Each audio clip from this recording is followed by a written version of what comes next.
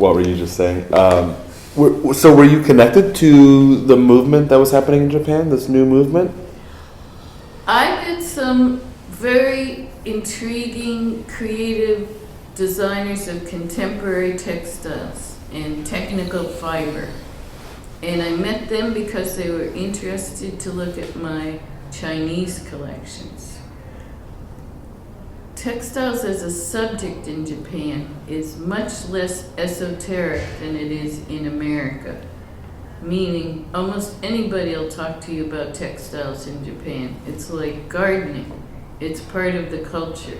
These people are sensitive to it. So, for example, Junichi Arai, who was working in those days at Nuno and doing some very, very creative stuff, came by my house several times to look at my Chinese minority stuff. And in that way, I was connected a little bit with people who are doing contemporary work, but I didn't feed into what they were doing, other than the fact that they love textiles, I love textiles, we could talk about textiles. He came from Kiryu, which is a traditional obi weaving town in Gunma-ken. So I went to Gunma, and then I met some textile historians in Gunma. I was always trying to get at the history and the analysis. And but I wasn't connected in any way with what they were fabricating and what was new in Japan. I was trying to piece together, puzzle out the history. And so that was the way it was. There were many ways to approach textiles in Japan, and I was willing to talk to, and I had a lovely corps of volunteer translators in those days too, one of whom was retired from a forensic textile job with the police. So sessions with him would always start with a microscope. Let's look at the fibers and the twist.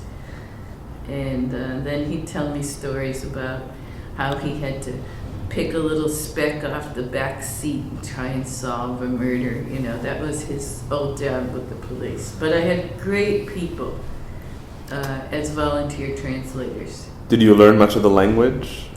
I learned a lot of textile words, very much to my chagrin. I didn't have the time to learn Japanese properly, or I didn't take the initiative. It had been so difficult in China where literally I had to learn Putonghua to speak to anybody about anything, that I got to Japan where everybody had studied English and could read and write, although they couldn't speak at all.